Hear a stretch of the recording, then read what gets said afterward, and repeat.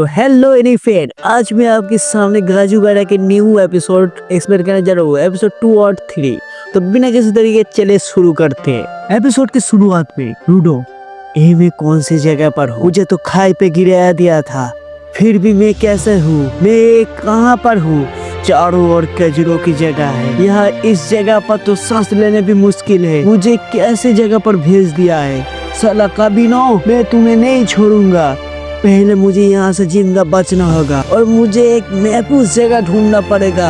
और मुझे पता नहीं है इस जगह पर कोई महफूज जगह भी हो भी सकता है या नहीं। फिर रूडो देखे उसके पीछे से कुछ कचरे वाले मॉन्स्टर बना होता है और वो सारे रूडो के पीछे हमला कर देते हैं और रूडो उन मॉन्स्टर को देखकर वहाँ से भाग जाते। ये सारे क्या चीज है? सारे काबिनो, तुम लोग इंसान को तो खाई में गिरा देते हो, तुम्हें पता नहीं है हम लोग कैसे रहते हैं इधर? कोई बच भी सकता है या नहीं? मुझे किसी भी करके यहाँ से निकलना पड़ेगा। मुझे किसी भी करके ऊपर जाना होगा। मैं ऐसे हार नहीं मान सकता। रूडो ऐसे बात करते फिर उसके पीछे से वो मॉन्स्टर आ जाता है। उसके बाद वो मॉन्स्टर रूडो के ऊपर हमला कर देते और रूडो ऐसे बचते रहे कि रूडो कितना देर बचता उस मॉन्स्टर के पास से। फिर रूडो सोचती है मैं ऐसे ही इधर मान नहीं सकता, मुझे मेरा बदला अभी तक लेना है। मैं किसी भी करके इन सभी को खत्म करके रहूंगा। फिर रूडो एक ऐसा काम करते जिसका कोई अनएक्सेप्टेड वुड होता है। रूडो फिर उस मॉन्स्टर को देखकर बोलते साला चूतिया लोगो, तुम अब आओ, मैं तुमको नहीं छोड़ूंगा। फिर रूडो उसके सामने एक हथियार लेकर उस मॉन्स्टर के ऊपर हमला कर देते और उस मॉन्स्टर को बीच से फाड़ देते। रूडो ले भोसड़ी का तेरी माँ का ऐसा करते और रूडो सबको मार देता है। लेकिन फिर रूडो मारने के बाद देखता है वो सारे मॉन्स्टर फिर से जिंदा हो जाता है और जिस मॉन्स्टर को मारा था वो फिर से रिजेनरेट हो जाता है और अपने फिर से रूडो के ऊपर हमला कर देते। फिर हमें सीन एक और आदमी को दिखाई जाती है जिसका नाम है इंजिन। उधर आते हैं, उसको देख कर रूडो बोलते हैं तुम कौन हो और ये कौन सी जगह है? मैं किधर हूँ? उसकी बात सुनकर इंजिन बोलते हैं, इंजिन उसको इशारा कर रहे हैं अपना मुंह बंद करो, क्योंकि इस जगह पे अपना मुंह बंद करो।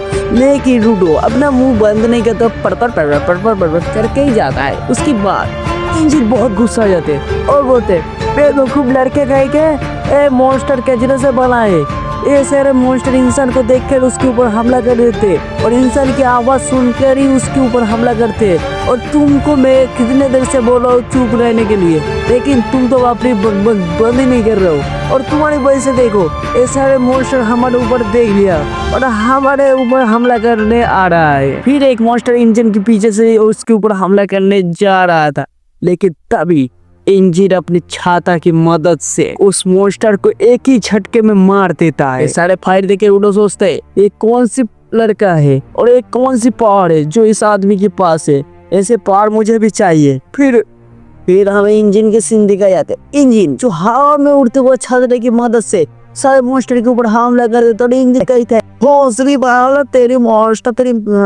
इंजन सारे मॉन्स्टर को मार के रूडी के पास आकर बोलते अबे मैं तो सोचा था तू मर गया है, तू अभी तक जिंदा है और सच बताओ तो तेरे रूडो इंजन से पूछा तुम कौन हो और तुम्हारी ये पावर क्या है? इंजन मैं क्लीनर हूँ और मेरा ये पावर सारे लोगों के पास नहीं होता, जो लोग क्लीनर होते हैं उसके पास ही होता है। मेरा नाम इंजन है और मैं तुम्हारे जान बचाया हूँ। क्या मैं जान सकता हूँ मैं कैसे ऊपर जा सकता हूँ? मैं ऊपर से आया हूँ। उसकी बात सुन के बोलते ये तो कभी भी हो ही नहीं सकता कि तुम ऊपर जाओ, ये बात तो मुझे खुद नहीं पता।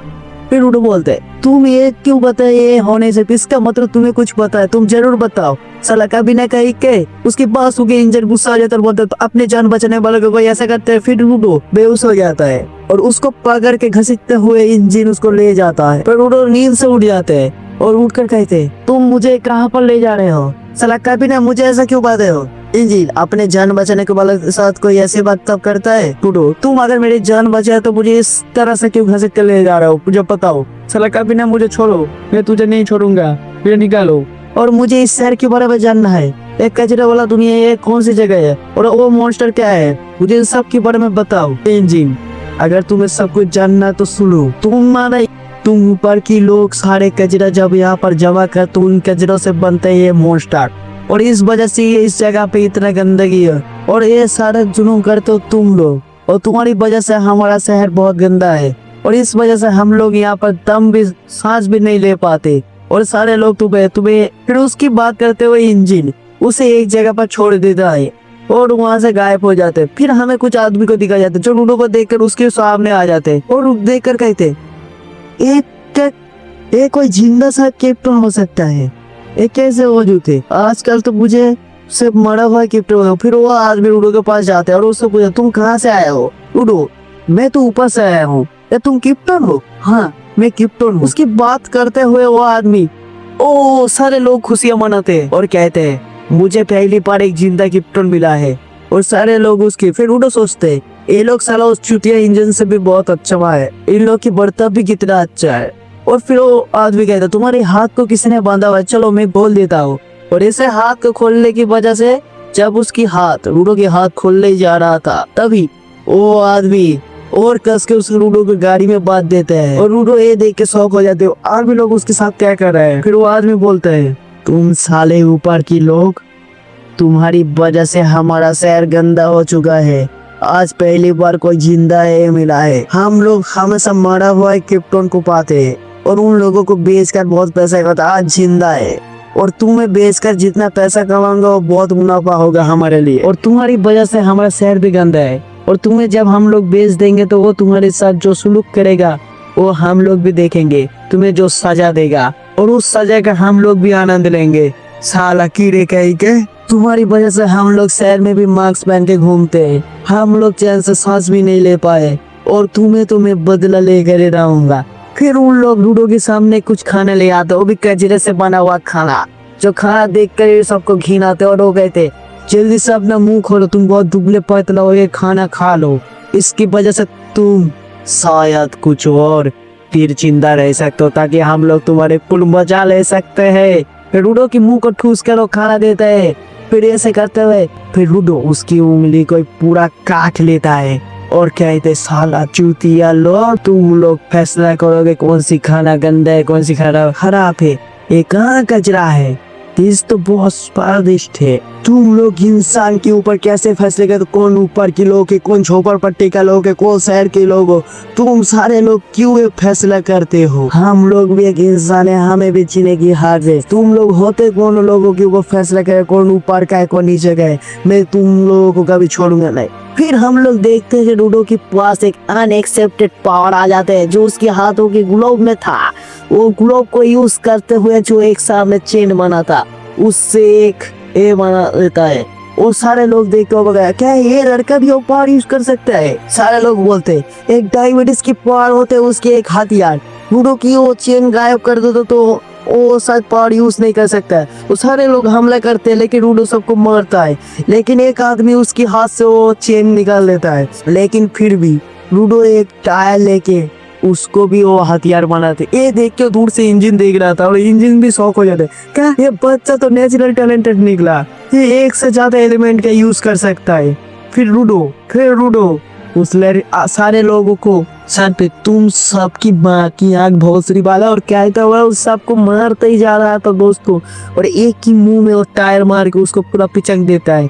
और एक और लड़का था जो उसका उंगली काट दिया तो उसके सामने जाकर तुम लोगों को मैं अभी खत्म कर दूंगा। और उस लड़के को जब मारने जा रहा था कि तभी पीछे से इंजन आके रूडो के हाथ पकड़ लेते और कहते शांत हो जाओ बच्चे, तुम बहुत की कर चुके हो, अब रुक जाओ, अब तुम यहीं पे रुक जाओ। फिर रूडो रुक जाते और उसके पर जो पत्थर था उस आदमी के सर पे गिर के वो अभी वहीं पे ढेर हो जाते। फिर रूडो इंजन से पूछता है एक कौन सी पावर था मेरा पास? उसके पास सुन के इंजन बोलते है मैं तुम्हें सब बताऊंगा लेकिन एक शर्त पे, तुम्हें किरीनस पे ज्वाइन करना होगा। और रूडो उसकी बात सुन के उसको कुछ नहीं बोलता।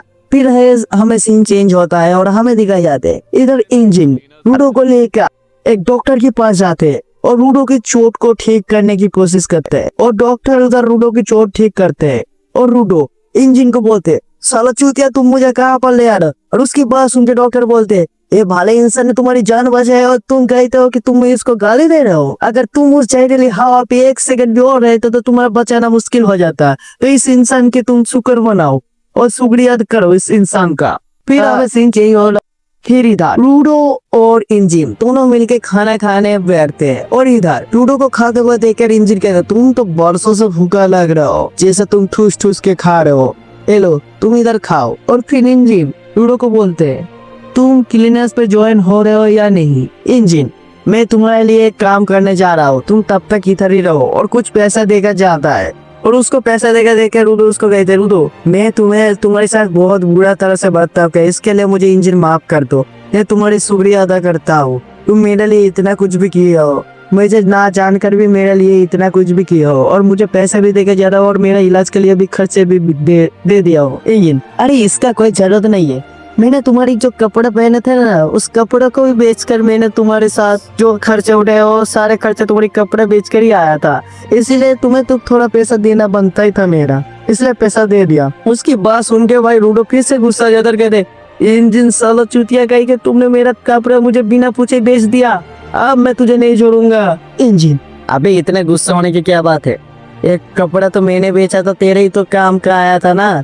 देख, एक कपड़ा अगर तू पहनता तो तुम्हें सारे लोग पहचान लेता कि तू कौन है और कहाँ से आया है। अगर सारे लोग पता चल जाता कि तू ऊपर से आया है तो तुझे, अभी तूने देखा था ना सारे लोग के ऊपर के लोगों को किस नजरों से देखता था जब तुझे गाड़ी पे ले जाता था वो ना, जब तुझे सारे लोग गाड़ी पे ले जाता तो तुझे वहीं पे खत्म कर देता। इसलिए किसी को बताना मत कि तू ऊपर से आया है, तो अपना राज ही रखना। और फिर उधर से इंजन चला जाते हैं और इंजन बोलते, मैं तुम्हारी ट्रेनर से बात करने जा रहा हूँ, तो ट्रेनर तुम्हें अभी मिलने आएगा। और उधर से इंजन निकल जाता है।